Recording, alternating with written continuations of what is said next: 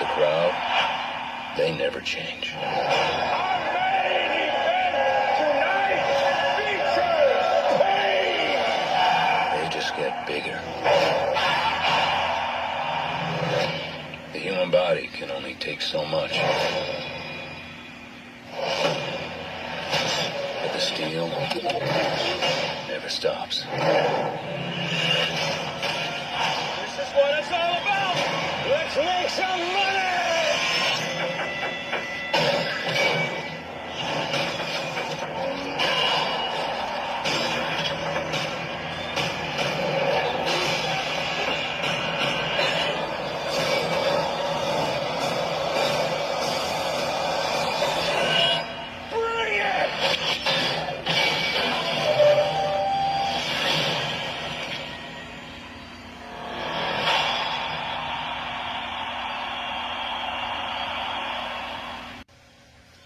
Welcome to Time About the Movies. Today we are taking a look at the 3 films released on October 7th, 2011. And we begin with our first movie, Real Steel. Every time I hear that title, I think to myself, that title just sounds like a song, like an 80s rock song, Real Steel. Like, I don't know why, but for some reason that's what I think about. But believe it or not, this is actually based on a short story by Richard Matheson, whose inspirations have come from a lot of Twilight Zone and amazing stories from back in the day. It was originally published in a May 1956 edition of the Magazine of Fantasy and Science Fiction, and later adapted into, as I said, a 1963 Twilight Zone episode. But in this movie, you have a down-on-his-luck former boxer played by Jackman, whose sport is now played by robots, as he and his son, played by Dakota Goyo, find an abandoned robot and train it to become a promising fighter. You also have Evangeline Lilly from Lost, Anthony Mackie, and Kevin Durant in here.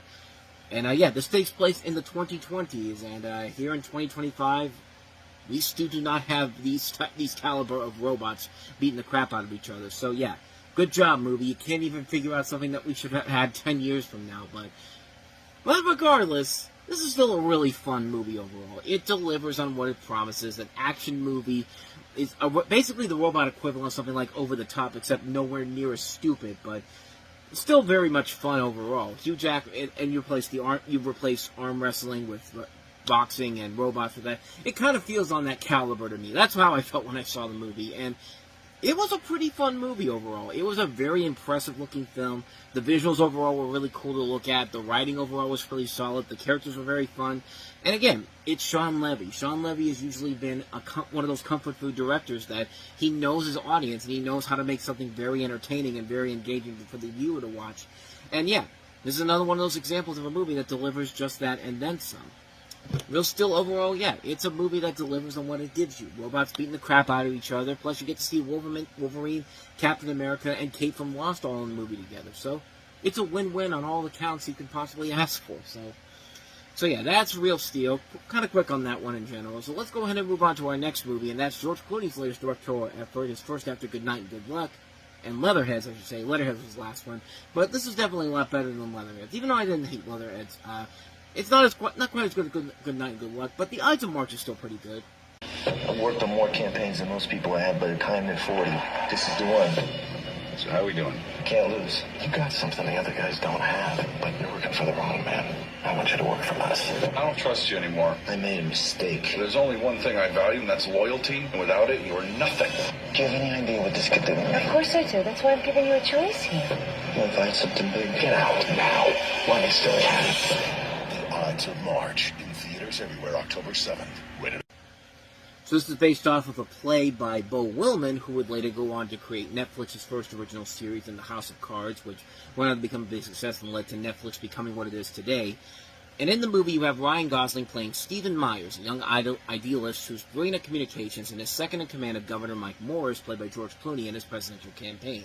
He's a true believer, and in the midst of Ohio's primary, the campaign manager of Morris's opponent, played by Paul Giamatti, asks Myers to meet. He offers him a job.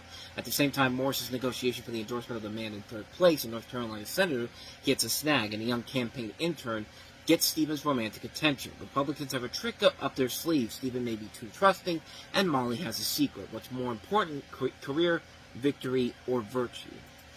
And yeah, this is, like I said, based off of a play by Beau Willman called Farragut North. And This is the perfect movie that George Clooney should be directing. It's a movie that it's in that same caliber of something like Good Night and Good Luck. And it works because you've got all these terrific actors in here working together and creating a very good movie and really showing all they can bring to the table here. I mean, you know, you got legends like Philip Seymour Hoffman, Paul Giamatti, Marissa Tomei, you have Evan Rachel Wood, you have Jeffrey Wright, you know, you've got, George Clooney. It's always going to be a good performance when George Clooney is involved. And Ryan Gosling, this was a great year for him, showing everybody that, hey, this guy has officially arrived. And this is a film that really kind of pushes him, again, to another echelon, to somebody that should be considered very much somebody that should have won an Oscar by this point. And this one should have definitely been an Oscar contender, but sadly, it never did get the Oscar buzz that it should have. It got one nomination for Best Adapted Screenplay for George Clooney, but other than that, it was pretty much passed over in all the other categories. It's just like, why? Like, it's a really damn good movie. It's a very entertaining film. It's a movie that keeps you on the edge of your seat, and it does show George Clooney is pretty damn good in the director's chair. It's a solid film. It's a really terrific movie that delivers everything you can ask for a film of this caliber. It's a great film. It's one I highly recommend checking out, The Ides of March. Definitely one of the year's best movies. So with that said, let's go ahead and move on to our last movie that we have here, and it's a film that, we've had some good movies, and now here's the crapper, and it's literally a steaming pile of garbage. The Human Centipede, Part 2, full sequence. What's wrong?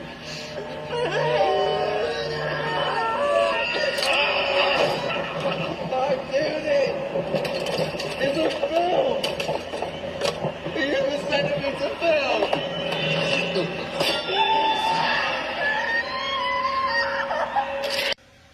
Human Centipede 2, full sequence, doesn't really matter, because, this movie is rough.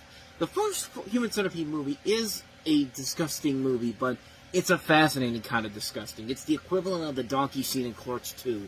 You know, you're like Rosario Dawson's character. You're disgusted, you're repulsive, and yet you can't look away from it. That first movie is fascinating on its own merits. This is taking the fascinating stuff from the first movie and trying to be snooty and pretentious and be like, I'm better than you, and I'm going to show you why, because I'm going to make a movie that's even more disgusting and even more unsettling than the first movie was. And because you did that, you fucked it up. You fucked it up big time, and this is the end result of that. You have Lawrence Harvey playing a psychiatrically and intellectually impaired Englishman who watches and becomes obsessed with the first Human Centipede movie and decides to make his own centipede consisting of 12 people by using crude and violent techniques to connect their lips to each other's buttocks, including Aisling Yenny, an actress from the first film. So, It's gone into pretentious territory. It's trying to be self-referential and funny, and it's none of that whatsoever. Like, it's going into Book of Shadows, Blair Witch 2 territory, for fuck's sake. I mean, that's how bad you have to be for a sequel like this. If you have to rip off the worst Blair Witch movie possible, that wasn't even related to the Blair Witch Project in general, and this is just such a disgusting mess of a movie, and not in the same way that made the first one work. This is just somebody who saw the success of the first movie and essentially decided, I can do whatever I want to do with it, and people will love it. And sure enough, he did that, and the end result here is a mess that was so bad that even the UK and New Zealand and Australia censored the film from getting to them. That's how bad this movie was. Like, this time around, they really upped the violence, they upped the sexual violence, they upped the defecation, the body horror. It's just disgusting to watch, and there's nothing of value to it whatsoever. And it's a movie that is very insulting to just everybody involved here. Like, the guy that's putting this together is a short, obese, asthmatic, and mentally challenged man, and it's basically saying that if you're any one of those things, you're a crazy person and you need to be locked up. And it's just like, no, that's not what a movie like this should be teaching people. Like, you should even have made this movie to begin with. The first movie was a happy little accident that came out to be an unexpected success.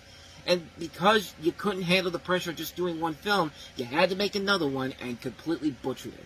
You know, you packaged it, you patented it. What's the quote from Jeff Goldblum? It's like what Jeff Goldblum said in Jurassic Park. You stood on the shoulders of greatness to accomplish something as fast as you could, and before you even knew what you had, you patented it, and you packaged it, and slapped it on a plastic lunchbox, and now you want to sell it. That's literally the thinking behind the Human Centipede 2. And if you people out there don't see that, then clearly I don't know what to tell you, man. But let me tell you something. This ain't the first movie. The first movie is disgusting but fascinating in its own unique way. This is disgusting and just an ugly mess of a film, and just should have stopped there. But of course it didn't. They made another one because why the fuck not? We want trilogies in this world, bitch. But yeah, so I think you get the hint. Human Centipede 2 full sequence. It's terrible. It's a mess. It's just... Get away from me. You think I'm small town, huh? I think Beaumont is a small town. You try living here your whole life. What do people do here? Not much we can do. Seems like everything's illegal here. Got that music cranked pretty loud. Gonna throw me in jail? I don't want you to see that boy again. What are you gonna do? Pass another law? This is our time to play our music way too loud, to make mistakes, to live. And welcome to Time About the Movies. Today we are taking a look at the 4 films released on October 14th, 2011. And we start off with the biggest of the new releases, and that is Footloose, the remake of the 1984 Kevin Bacon classic that some might say isn't a classic, but, I mean, come on, man. It's got the music of Kenny Loggins, for God's sakes. Of course it was a classic. But being a teenager is tough, and no one knows that better than Ren McCormick, now played by Kenny Wormald, who's a city kid who has a strong feeling for music. Ren's life changes when he moves to a small town where rock and roll and dancing are criminal activities, and when Ren falls in love with the Reverend's daughter, Ariel Moore, played by Julianne Hough, the Reverend played by Dennis Quaid, the music pauses and Ren needs to shape up or make dancing a legal activity once again.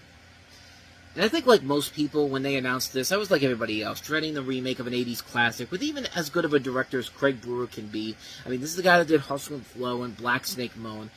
The thing at first felt like being dead on arrival, and for the longest time, I did avoid it for many years. I didn't watch it until well after the fact. I think the only reason I watched it was because I got it on a double feature DVD set with the original Footloose, and I gotta be honest, it wasn't half bad. I won't say it's great, but it actually is kind of a good movie. It definitely takes itself a little too seriously at times compared to the original movie. I mean, it's basically for a movie that's about a town that bans dancing. They didn't need to bring in this Friday Night Lights caliber drama to this extreme level.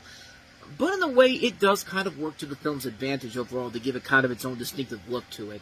The cast overall I thought worked pretty well. Kenny Wormald's actually pretty good as Ren. Actually kind of surprised he didn't go on to do anything too much bigger after this. Julianne Hough actually is pretty good playing the love interest in here. They have some nice chemistry together. Dennis Quaid's really good as the Reverend. You get an early Miles Teller performance out of this, and just before he made it big. The following year he'd be in both Project X and Pitch Perfect. Overall, for what this could have been, it could have been a whole lot worse, but because you have a good director in Craig Brewer who knows what he's doing and he knows not to go too far with it overall, he gives you a serviceable remake that actually is a hell of a lot better than you could have ever imagined. Like, it's a tolerable remake. Nothing will ever top the original film by any means. The original is just a silly, good fun movie with a great soundtrack that never gets old no matter how hard you try. But the remake is just an acceptable substitute for the original that should definitely be given more of a re-examination. I mean, like I said, it took me a few years to finally get to this one, and when I did, I'm glad I actually got to see the enjoyment factor out of it. I think there is a lot to admire about it. It's pretty good. It won't make you feel like it's better than the original Footloose, but it's good for what it is, and I do recommend checking it out. Footloose 2011, it's really good. Unlike the other remake that came out this weekend, which was the big surprise that everyone thought, this couldn't go wrong at all. It's going to be a prequel, but it's also kind of a remake of the original of John Carpenter's The Thing that takes place before the events of The Thing. How could it possibly go wrong? Well, let's examine this. It's not possible. It's not good.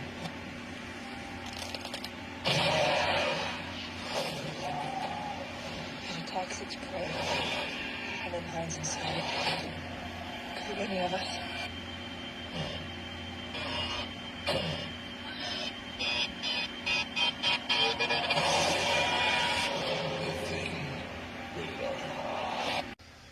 Yeah, we get it. It's a prequel to the John Carpenter movie. That doesn't mean you have to do the exact same movie as the original, as the John Carpenter movie, because that's the biggest problem with the movie in general that we're going to get into here. This is, as I said, a direct prequel to the 1982 film of the same name by John Carpenter, and of course it was originally based off of a 1953 movie of the same name. It tells the story of a team of scientists at a Norwegian Antarctic research station who discovers a parasitic alien buried deep in the ice, realizing too late that it is still alive. And of course, if you've seen the original thing, you can essentially see where this goes from here. So you have Mary Elizabeth Winstead, Joel Edgerton, Eric Christian Olsen among the cast in here. Written by Eric Heiserer, who would later go on to write Arrival, which went on to get nominated for an Oscar for Best Screenplay. So this isn't a badly put together movie. The biggest problem is that the studio got involved. I mean, that's literally what happened. They filmed the movie, and the studio basically came in and said, no, we're going to reshoot this and give it, is because test screenings didn't really approve of what we think of this movie's potential overall. And so, yeah, they reshot the movie, they shot a brand new ending for it, and yeah, what did you think was going to happen with that? So there you go. That's the thing that happened with this movie. Studio came in, completely ruined any hope for the film. The film came out, didn't do very well, bombed at the box office, was not a big critical success, and the rest is infamous history. And, I mean, the biggest problem with the movie in general is that it's trying way too hard to be like the original The Thing, except also trying to modernize it for a new generation. Just like, the biggest problem, and another big problem is the CG. What was the great thing about the 82 The Thing? How amazing the practical effects are. I mean, those effects still hold up after over 40 years. And again, here we have another movie, just like every time they try to remake The Wolfman.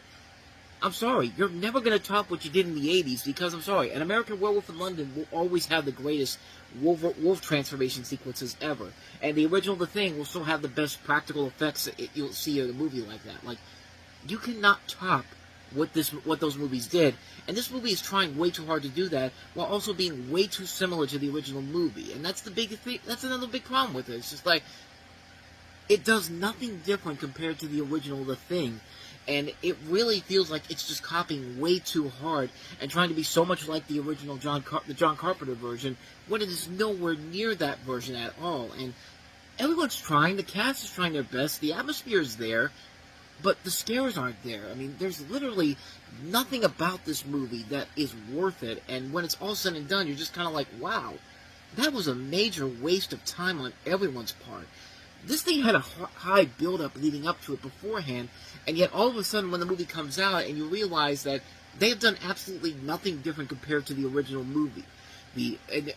Except just remade the original movie again. Like, it's supposed to be a prequel. It literally feels like a remake of the original. They do nothing different except let's just set it somewhere else and then have it be the setup for the original film. And again, it makes no sense whatsoever. And it just falls apart pretty quickly. And it's a major, major misfire on so many levels. What a disastrous movie this was. This was not a good film at all. This was a really bad film. Not for the actors' lack of trying. I mean, the actors are doing the best they can. The director's trying to do the best they can, but the studio came in and just destroyed it all, made them reshoot things that were so unnecessary, and the end result is a clustered mess of a movie. And sadly, we've never been able to see the original director's cut of this movie. It's never been released out there. And, you know, this thing has been re-released on Blu-ray several times in the past, and you would think somebody out there would say, hey, we're putting this out again for people to buy. Why don't we put the version that we originally did out there so people can see it? No. That would be too much for us at Universal. I mean, we're having the greatest year of our lives when you're still stuck in one of those box office doldrums. You know, this is still very much 2 years into a terrible stretch of films for Universal where they've had massive bombs. And this is another one of those big bombs that they had. And this, yeah, it's just a bad movie. It's a really bad film, a major, major disappointment. I think most people were very disappointed with the end result of it, like I was. I love the original The Thing by John Carpenter, and this just pales in comparison to that film. Just such a waste of time, such a waste of potential overall. So if I was to tell you that the best movie to come out this weekend would be a movie about Owen Wilson, Jack Black, and Steve Martin as bird watchers, you would think I'd be crazy, but believe it or not, the big year is kind of that.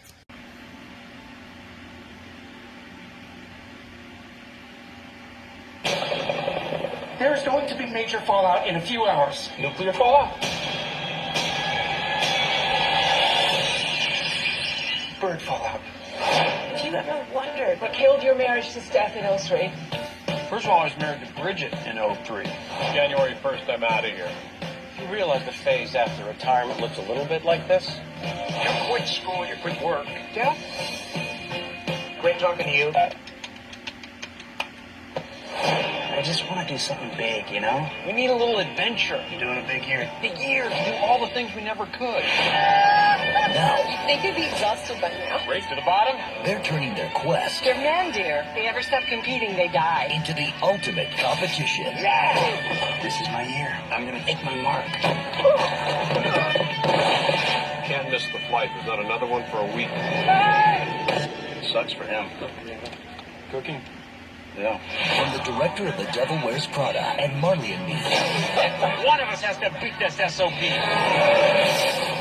when it comes to comedy, Did you just do a victory dance? No. Maybe. Yes, I did. go big or go home. You bought me drinks and got what you wanted. Really? You don't want to know. Steve Martin, Jack Black, Owen Wilson. Most people wake up one day and realize they didn't do everything they wanted to do. Am I nuts, Edith? Are you asking me as a therapist or as a wife? Which one is cheaper? This is incredible, isn't it? Unless there's a freak lizard. I shouldn't have said there's going to be a freak lizard. I jinxed it. The big year.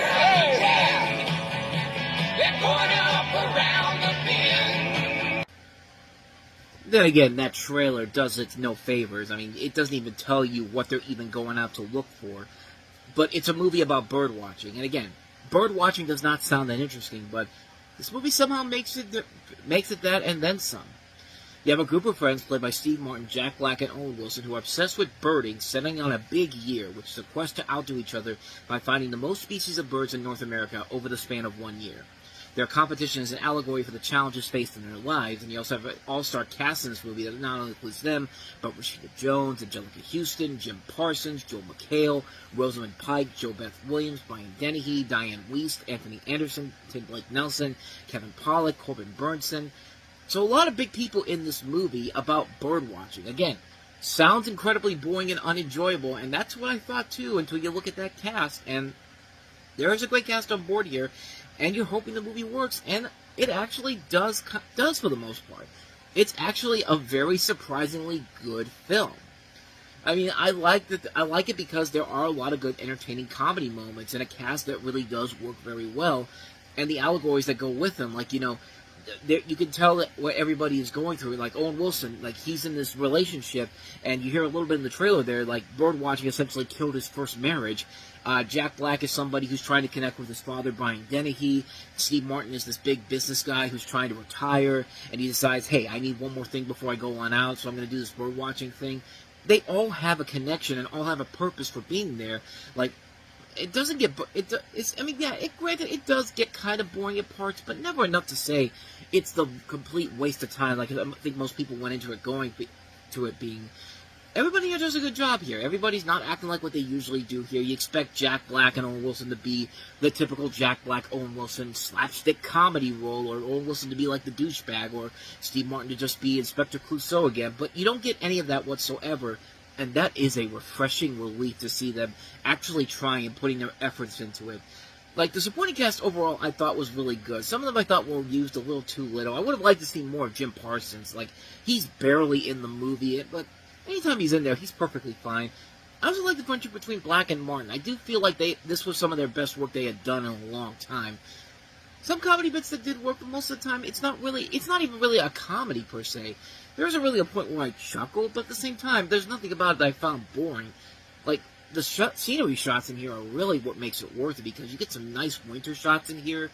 I mean, if there's anything I could say that's the worst thing about the movie, you can kind of predict a lot of what's going to happen. Like with Owen Wilson's character, you could tell that his wife is on her last nerves, and she's going to leave him because of his obsession with bird watching and just trying to get one more big year. And even though she told him, hey, this is how your last marriage ended, he's just like, I don't give a fuck. Like he doesn't say it like that, but he just has to do. He just feels like he has to do it.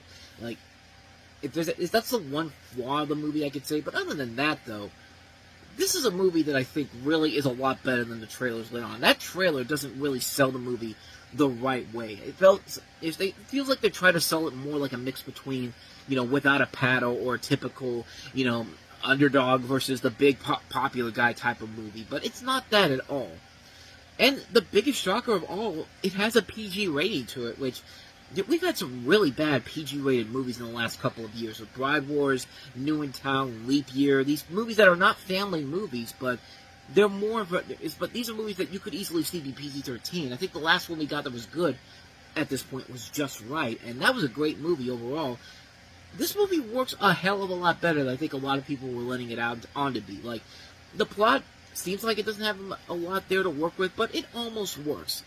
I did kind of wish there was a little bit more comedy that kind of worked, but the cast, the visual look of the movie, the comedy bits that they do throw in there, I think work more than well enough to recommend this movie. It's a movie that did not get the proper respect it did at the box office, not surprisingly because of the bad marketing, but it's still a really good movie, and one that definitely deserves to be checked out. Seek out The Big Year if you can find it. It's definitely a hell of a lot better than you would expect it to be. Like, I put this in the same category as something like The Weatherman or The Ice Harvest or Last Holiday, movies that weren't big box office hits and were largely forgotten almost as soon as they came out, but they're actually a lot better than you would believe that. I mean, it really is a much better movie than I think people let on. It's one, like I said, I highly recommend checking it out, The Big Year. Can't recommend it enough. So with that said, let's go ahead and move on to our last movie that we have here, and that's Pedro Almodovar's latest film, The Skin I Live In.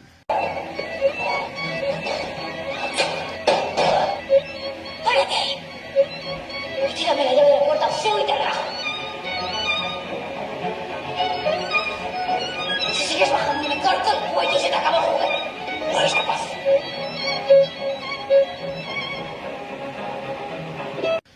Antonio Banderas is just like, bitch, do you know who I am? I am Zorro. I can easily chop your ass off that quickly. I mean, funny thing is that when Pedro Almodovar made this movie a few days after shooting, he basically told Antonio Banderas to lighten up a little bit, because apparently he was taking this to like a way too more of a psycho that they wanted, and they wanted to be more restrained characters. So take that for what you will with this movie. But Antonio Banderas plays a man that, in honor of his late wife who died, he plays a scientist who's trying to synthesize the perfect skin which could withstand burns, cuts, or any kind of damage.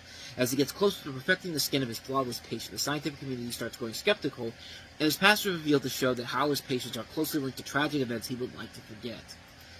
So it is overall a very interesting character study. I mean, it's a movie that really does take a lot of chances overall. It's a movie that I think definitely lives up to Pedro Almodovar's different styles and does something a little bit more unique and different than what we're used to seeing him with, kind of mixing him a little bit more with something like a Hitchcockian type of psychological thriller. And the woman that plays opposite him in this, Elena Ayana, who you later see in Wonder Woman, I thought she was pretty good in here. I thought she did a pretty good job of handling the role in here.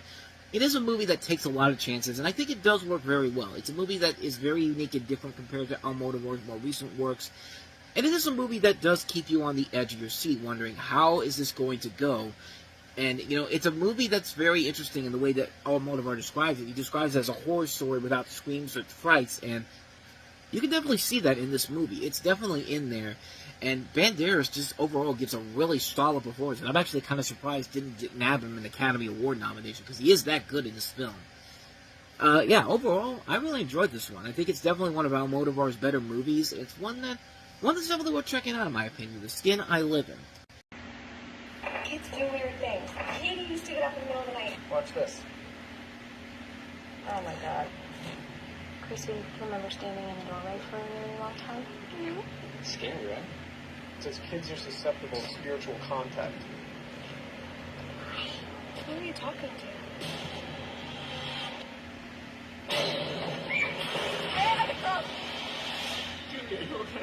Paranormal Activity 3, rated R. In theaters everywhere, October 21st. Welcome to Time About the Movies. Today we are taking a look at the 5 films that make up October 21st, 2011. And this is the first movie that we have here, obviously. It's the big one, Paranormal Activity 3.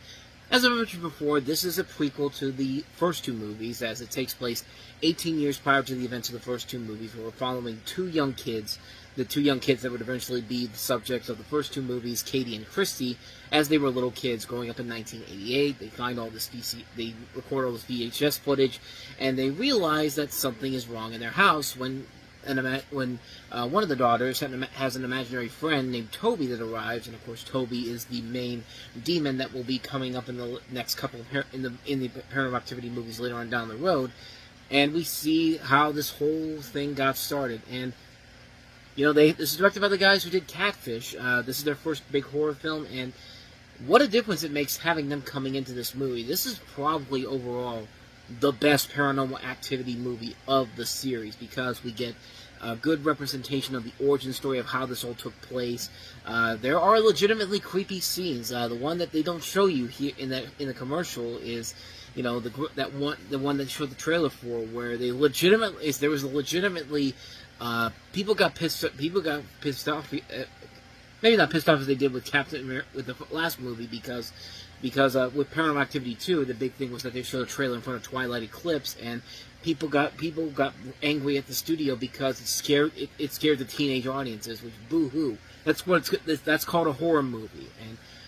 But the trailer I'm talking about here is a great teaser trailer where you see the two kids, they go into the bathroom, shut the lights off, and go like, Bloody Mary, Bloody Mary, Bloody Mary, and then all of a sudden, you know, they go out the room and you still see the demon behind them when the camera's on. Like, that's still a legitimately good, chilling scene, and there's a lot of that in this movie, and there's a lot of those scares that do work in here, and it does a good job of, like I said, putting together the pieces from the first two movies and making it seem like we have a connection here with all three of these films.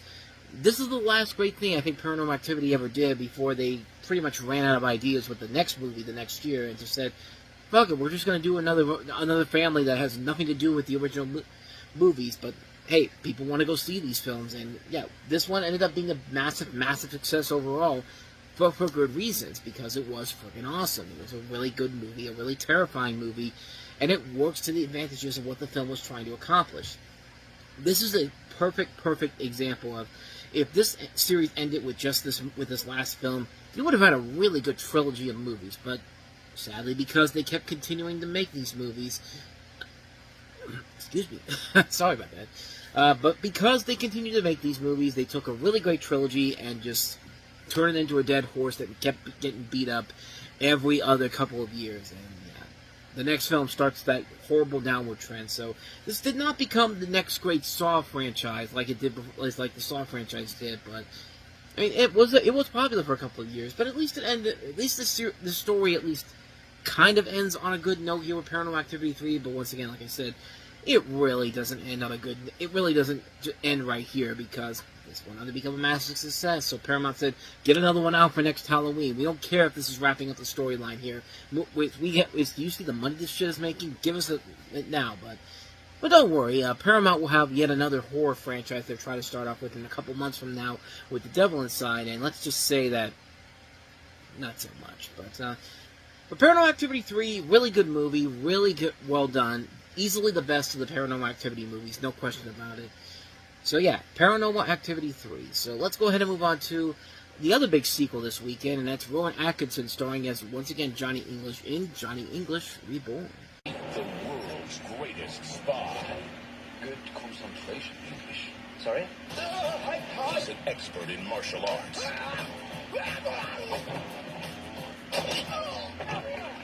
And a master of disguise. From the producers of Mr. Bean. Has anyone seen the voice-changing candy? Johnny English Reborn. In theaters this October. Rated PG. So as you can see, Rowan Atkinson's once again back as the accidental secret agent who doesn't know fear or danger, and the most unlikely intelligence officer in Her Majesty's Secret Service. He must stop a group of international assassins before they eliminate a world leader and cause global chaos. In the years since MI7's top spy vanished over the grid, he's been honing his unique skills in a remote region of Asia, but when his agent superiors learn of an attempt against the Chinese premier's life, they must hunt down the highly unorthodox agent. Now the world needs him once again. Johnny English is back in action. With one shot of redemption, he must employ the latest in high-tech gadgets to unravel a web of conspiracies that run throughout the KGB, CIA, and even MI7. With a mere few days until a heads of state conference, one man must use every trick in his playbook to protect us all. For Johnny English, disaster may be an option, but failure never is. Like I said, the first movie was a fun movie. It works because it knows how silly it can be. It knows how ridiculous it can be. It's a film that works very well to its advantages. It's a really fun movie overall. And the last time Rowan Atkinson did a sequel that some might say was kind of unnecessary, it turned into Mr. Bean's Holiday, and it was actually a really good film. This one, not so much. I mean, give Rowan Atkinson credit. He is trying his best with this movie. He really is doing a lot of the fun aspects of the film in general. There is a lot to admire about him in this. Got a good cast overall in here. You've got Gillian Anderson from The X-Files, Rosamund Pike in here as well, Richard Schiff, Dominic West, one of the big names, early role for Daniel Kaluuya, who of course later would go on to star in Get Out and win an Oscar for Judas and the Black Messiah. The cast overall here is fine. The jokes are kind of iffy at best. There's just, I mean, it really does feel like an unnecessary comedy sequel because they really add nothing new to the table that hasn't been there, that wasn't in there in the previous movie. Like, he's kind of regressed a little bit since the last film, and it's just kind of like, why even bother doing that? Just like I don't get it with comedy sequels like that. Like, we gotta dumb the characters back down to where they were in the first movie, and it's absolutely pointless. Like, why even bother to do that?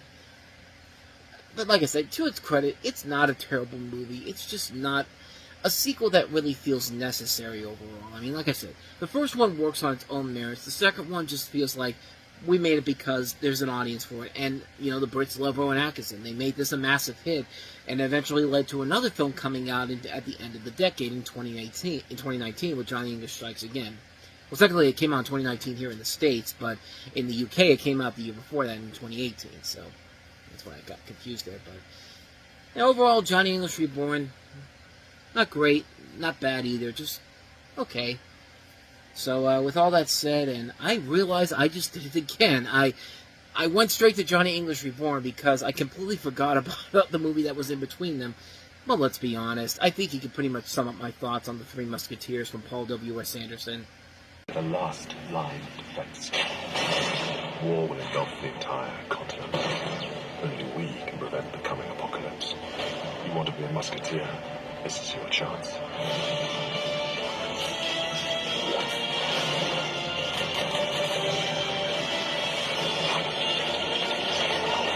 What? We don't have all night. The Three Musketeers. All for one. One for all. Rated PG-13. Starts October 21st. Yes, we get it, Paul W.S. Anderson. You're married to Mila Jovovich. You're married to a beautiful-looking woman. That doesn't mean you have to continuously throw her in our faces for your god-awful movies. And this really is somehow even worse than the Resident Evil movies are. Like, that's how bad this movie is.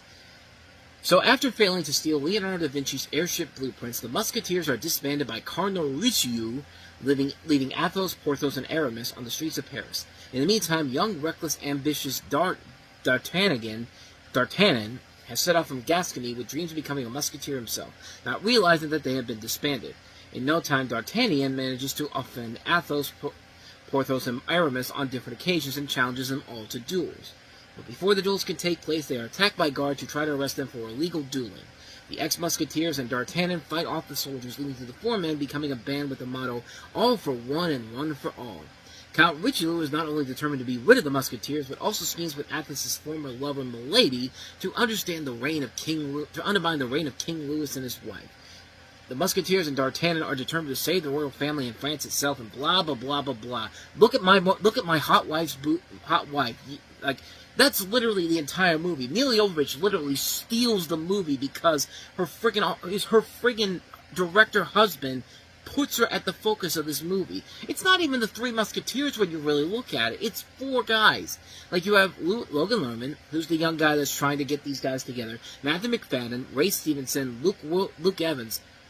Yeah, it's them. And then we gotta throw in Mila Jovovich's character because she's fucking the director. I mean, that's literally the only reason why she's even in this movie, honestly. Because if this wasn't directed by Paul W.S. Anderson, it would have not been her in this role. In fact, her role would have been substantially reduced. But no, because she's banging the director, we gotta write a substantial role for her in this. And I'm sorry, I don't care. I don't care what people think about Mila Jovovich. I do not like this actress's work. She's not a good actress at all. She's probably a wonderful person in real life, but I'm sorry.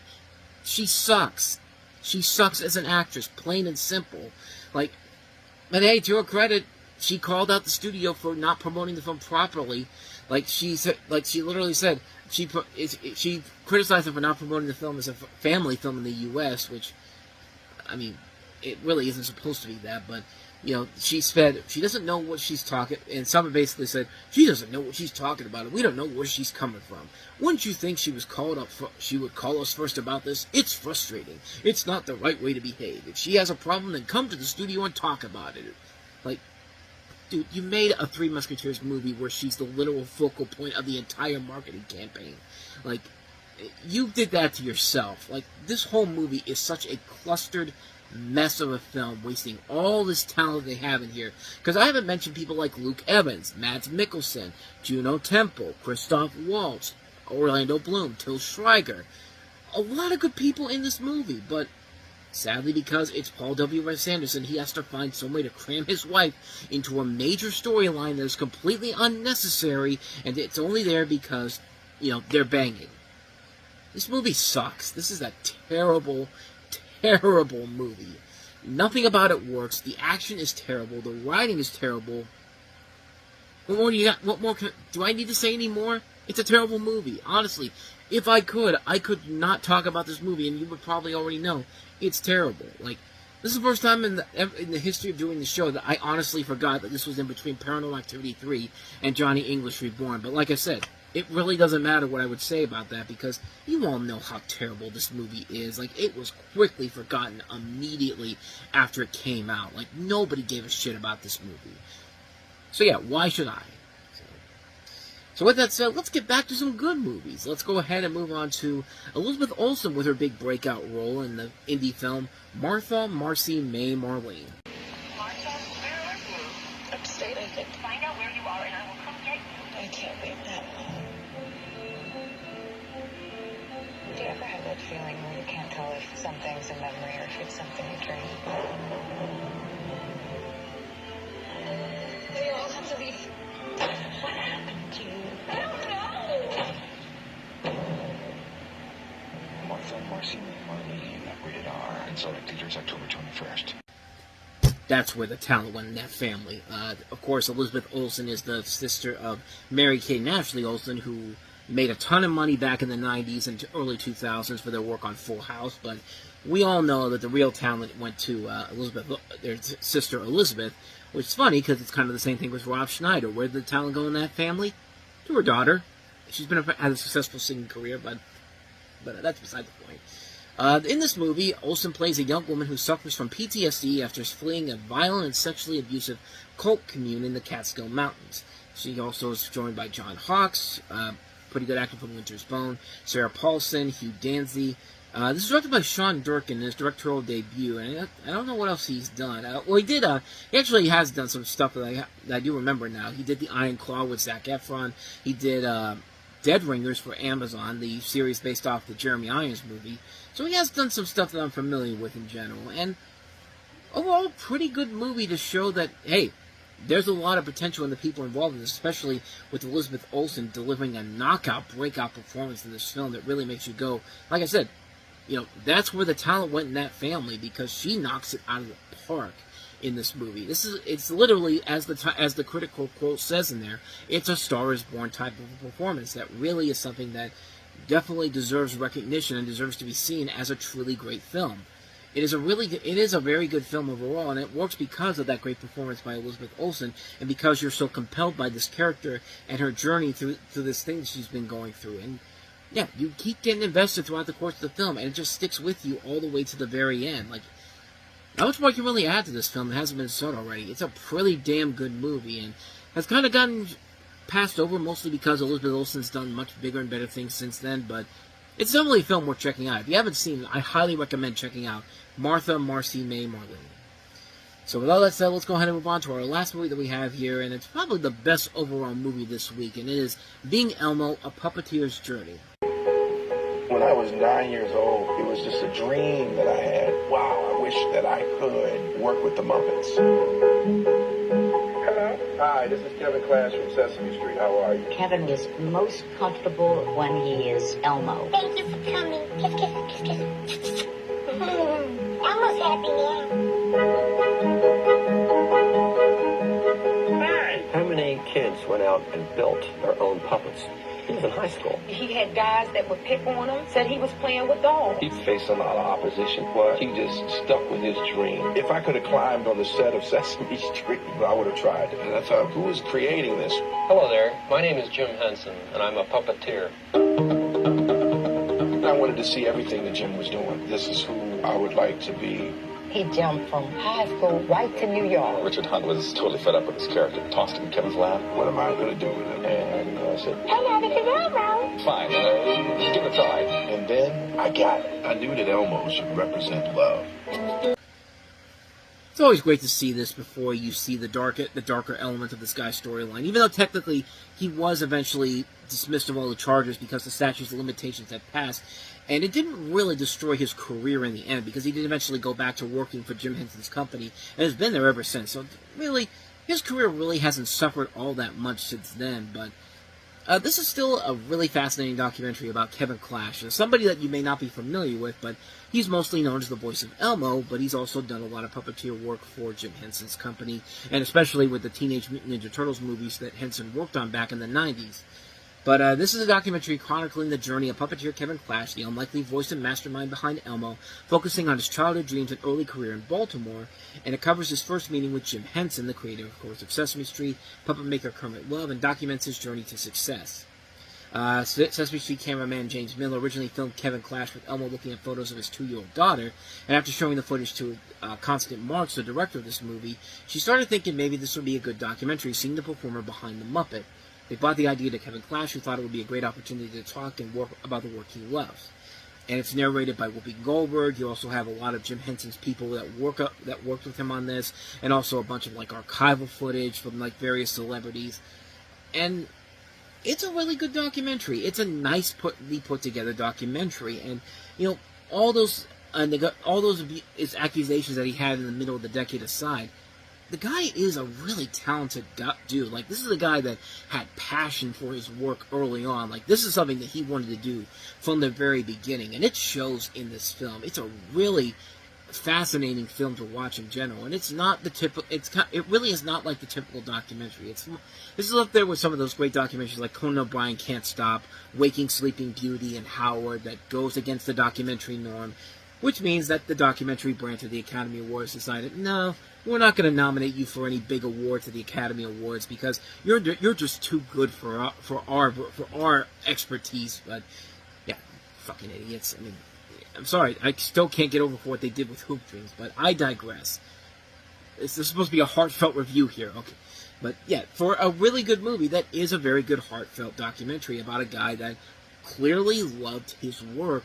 And it shows on screen here. It definitely shows everything that this guy does. He was putting a lot of passion into it, and he loved doing what he did so much.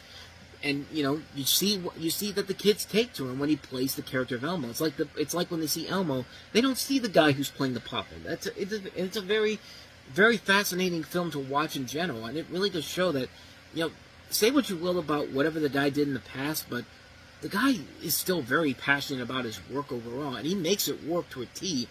And, you know, it's good to see that he's still doing this stuff even after all the things that happened to him. And it's just, like I said, man, not much more to really add to this, but it's just a fascinating documentary to watch. Definitely one of the best documentaries I've ever seen, and one that, you know, like I said, with everything that he had aside with him, it kind of got pushed off to the side, but it's definitely worth a rewatch again. It's definitely well worth checking out. I highly recommend it. Being Elmo, A Puppeteer's Journey, definitely worth a watch.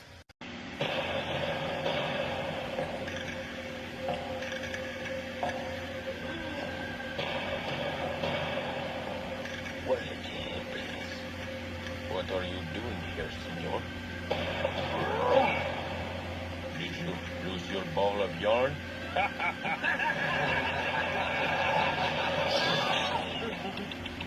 You made the cat angry. Do you not want to make the cat angry?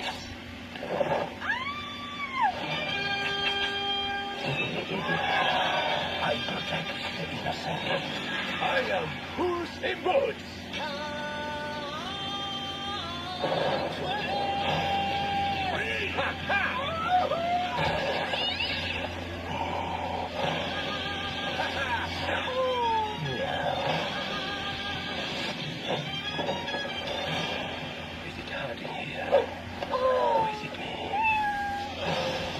Puss in Boots. Legend tales of an ancient treasure, hidden for centuries, and guarded by giants in a castle in the sky. Holy, holy. Whoever finds this treasure will be given riches beyond imagination. Some be golden eggs. No! Please say you have shown enough. Do not worry, I will protect you. Protect me? Of course I'm gonna protect you. Is it true a cat always lands on its feet? No! That is just a rumor spread by dogs! Fear me if you dare. I hate cats. That's not what your mama said. Yeah, the thing that they sold that market, the entire marketing on, the ooh. Every time I see that, I just kind of like, shut up. Welcome to Time About the Movies, everybody. Today we are taking a look at the four films that came out on October 28, 2011, with the first one being Puss in Boots, which was actually kind of a big deal that this was opening before Halloween, because usually when you open a movie like this before Halloween for kids, it does not usually do very well. That's why Disney, when they released Brother Bear in 2003, waited until Saturday, November the 1st to release that movie instead of opening it on Halloween, because they knew all the kids were going to be out trick-or-treating, which I guess in this credit they waited, they did it the week before, so hey, they can get the money out now, and then when Halloween Monday comes around, hey, there's a reason why we can explain why the movie didn't do so well on that Monday. But the film did very well, and of course it led to a really good, far superior sequel that came out 11 years later, which we won't get to it on this show in particular, but I've talked about it before on this channel. So if you want to hear my thoughts on The Last Wish, hit the link in the corner up there or the description down below. But anyway, let's go back to the original Puss in Boots, a spin-off, like I said, a prequel of the Shrek series, and it follows the character Puss in Boots on his adventures before his first appearance in Shrek 2. Accompanied by his sidekicks Humpty Dumpty, voiced by Zach Galifianakis, and Kitty Softpaws, voiced by Salma Hayek, Puss is pitted against Jack and Jill, played by Billy Bob Thornton and Amy Sedaris, two murderous outlaws who discover an ancient power which threatens the world. And here's the thing about this movie. I liked it, but I kind of felt a little underwhelmed about it. When I saw it the first time, I really came out of it kind of feeling like, I thought this was good and all, but I feel like this could have been so much more than it actually was. I mean, Antonio Banderas, good lord. Sorry, Steeler fan here. Antonio Banderas, there we go. Antonio Banderas, I think, once again, really is the best at Puss in Boots in this. He does carry the load of the film, and I'll give the film credit for doing a good job of not bringing up the fact that this takes place within the Shrek universe. Like, you could honestly say that this is a story that could have taken place anywhere else, and you would have never mentioned Far, Far Away or any of the characters from Shrek overall. They did a good job of making it work on its own. You would swear that this was just its own movie and not based on a character from the Shrek films, which is funny because the far superior sequel bookends it where they're going to end up meeting with the characters from Shrek at the end of that film, one would think. But the characters overall are really good. I like the chemistry that Puss has with Kitty Softpaws, and I think Salma Hayek and Antonio Banderas, they've worked with each other as couples before in Desperado and Once Upon a Time in Mexico, and that's worked so well for them. And, the comedy here overall is pretty good. I thought the first hour alone was really solid. Where the problems come into play here is with the story and the way the film kind of moves forward. You kind of know who will be the double-crosser in the movie, and they reveal who it is right away, and it gets really lazy when they reveal who's behind it all. It's just kind of like, yeah, we've seen it before in Rango and in Toy Story 3 and 1,000,000,006 other animated movies, but at least in this movie, in those movies, it's done fairly cleverly. Here, you just kind of throw it out there that one of the main characters is a double-crosser, and if you watch right from the get-go, you can honestly tell, okay, this guy's going to screw over Puss in Boots and everybody else, but it really felt like everything was moving way too fast, and the ending really felt short-handed, and it really reminded me way too much of kind of how Thor ended its final climax. The movie, the pacing, shockingly does not work well in this film at all. Which is funny because, like I said, I don't hate the movie. In fact, I do like a lot of this movie. As I said, the characters are very likable. The comedy is really good. It did a good job of being a self-contained movie without making references to the franchise that it's based off of. The big problem with me is that the story is too predictable, the twists and turns are predictable, the pacing's way too fast. Good movie, not a great film overall. Just, there's been so many other better animated films that came out this year, so take that for what you will. With that said, let us move on to our next movie, and that is, and again, I just forgot it as I was thinking about it, In Time, and there's probably a reason why I forgot about it, as you'll see coming up after this. Future. Time is a currency. If you had as much time as I have, what would you do with it? Sure as hell wouldn't waste it. You do everything a little too fast. Not everything. In Time, October 28th. Well, let me take a look here. Justin Timberlake would have been in his 30s, and Amanda Seyfried would have been 26 when this movie came out. So yeah, if life ends at 25, their lives are basically done with. But cool premise, good director Andrew Niccol, who also did Gattaca, and he also wrote The Truman Show. But you know how it is with these sci-fi movies. In fact, this movie in particular, I think, was the one that made me realize a new sci-fi film that maybe is trying to start a franchise probably isn't going to end up doing all that well, because, good lord, this was a major, major disappointment. So in the not-too-distant future, the aging gene has been switched off. To avoid overpopulation, time has become the currency, and the way people pay for luxuries and necessities. The rich can live forever, while the rest try to negotiate for their immortality. A poor young man played by Justin Timberlake, who comes into a fortunate time, though too late to help his mother from dying. His mother's played by Olivia Wilde. He ends up on the run from a corrupt police force known as the Timekeepers. And again, this is one of those movies where the idea is so much better than the actual movie itself. The plot is really cool, a really fun idea. A world where time is the currency. That's a great plot. You got a great cast. Justin Timberlake, Amanda Seyfried, Cillian Murphy, Johnny Galecki, Olivia Wilde, Alex Pettyfer. And you got Andrew Niccol. Like I said, he's the one who made probably one of Nicolas Cage's best movies of the last decade in Lord of War. There's no way this could be bad until you realize that you have to see the movie. Just like kind of like how Chris Berman used to say on ESPN's NFL Primetime all the time. That's why they play the game. So use that analogy for the movie in general, because yeah, this is pretty bad. Well, let's start off with the story. The story is all over the place. The plot is really good, but the play out of the story is too all over the place. And there are lots of parts of this movie where the film is poorly written. I mean, the biggest problem with the story is that they never explain how time became the currency.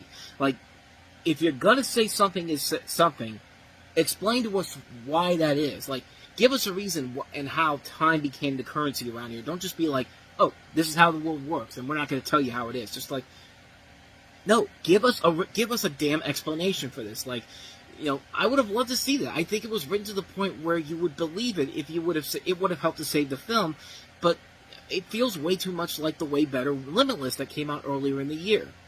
The tonal shifts are all over the place in this movie. This is trying to be like the Equilibrium or the Adjustment Bureau, but it feels way too much like a rip-off of those movies.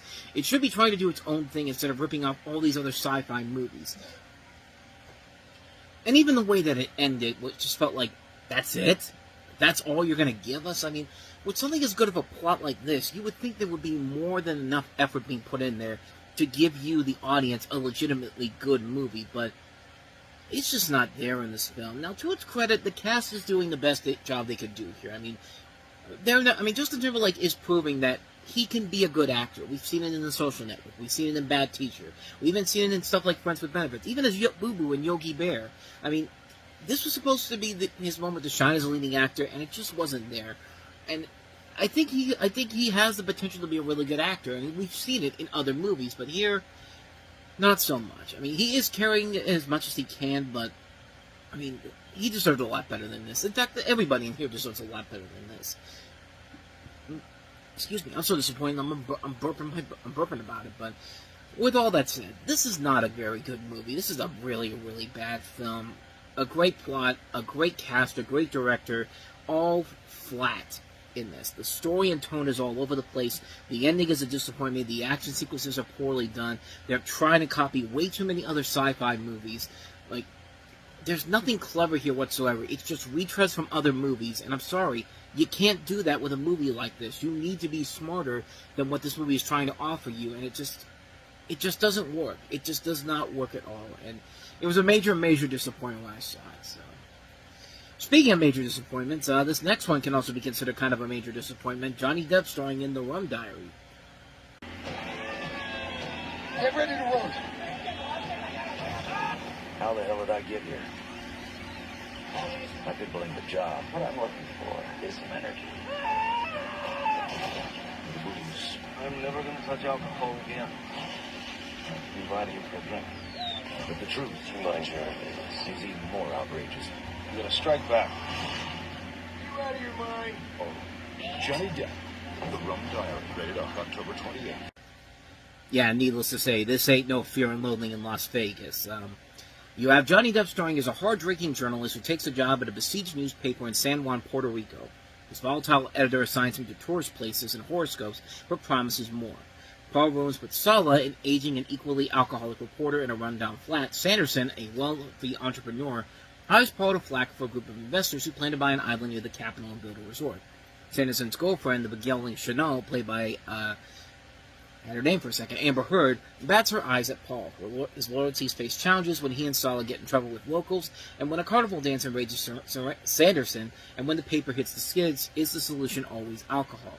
I think the better question is why isn't this anywhere near as good as it should be? I mean, you got Johnny Depp returning into a role of Hunter S. Thompson territory they did so well with Fear and Loathing in Las Vegas, and really, when you watch the movie for the first time, you can see the problems right from the get-go from its director, Bruce Robinson, who hasn't made a movie in 20 years. Like, the last thing this guy directed was Jennifer 8, and that was not a good movie. And before that, he did How to Get Ahead in Advertising. So why would you come out of retirement nearly 20 years later, or not even retirement, coming out in hiding 20 years later to do this? Like, I think in the hands of a better director and a better writer, because he wrote this as well, there could have been a so much better movie here, but here, it's just a major disappointment. Nobody's really given it their all here. Johnny Depp is trying way too hard in this. Amber Heard, yeah, she's good to look at in here, but you could see where the trouble began with their relationship. Aaron Eckhart, Richard Jenkins, Giovanni Ribisi, all good actors, but again, kind of like Within Time. Great actors, but they are in desperate need of a much better script and a much better movie. And this just really is not that, unfortunately. So, if you want my advice, just stick with Fear and Loathing in Las Vegas and be done with it. It's definitely the much better movie than whatever the hell this film was supposed to be.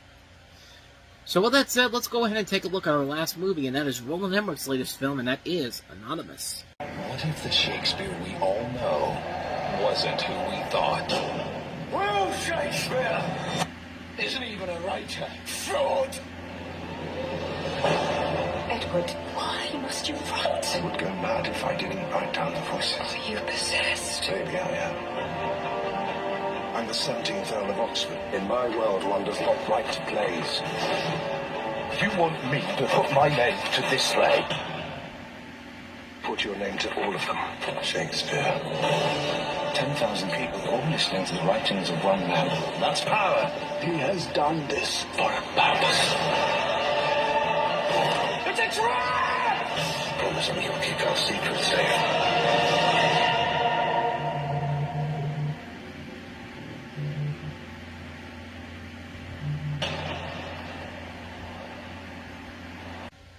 Why does it always feel like that Roland Emmerich makes these movies so he can use that as an excuse to go back for his stupid blockbusters?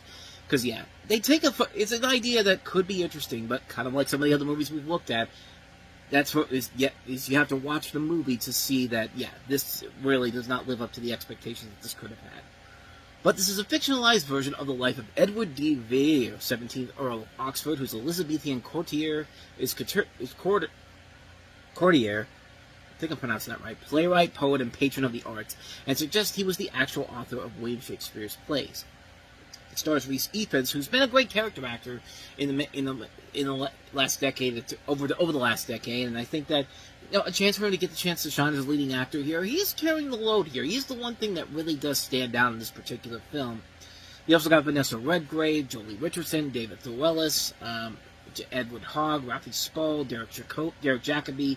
A lot of really, really good people in this movie, and the idea is very interesting, kind of like an equivalent to Amadeus in general, except it's about William Shakespeare, but sadly the movie doesn't do that what you think it would. It's one of those movies that tries way too hard to be much deeper than it actually is, and you don't really need to do that. Like, in a movie like this, you got to take the Amadeus method. Like, you could be in depth and in deep as you want to, but don't go past the point where you have to be so pretentious and to try to be more important than you actually are. That's the biggest problem with it, because they take so many liberties with this, and it just falls apart pretty quickly. And as good as Reese Ifans is trying to carry the load of this film, you could just tell that Roland Emmerich sabotaged this movie on purpose. Like, it didn't feel like his heart was in this movie in general.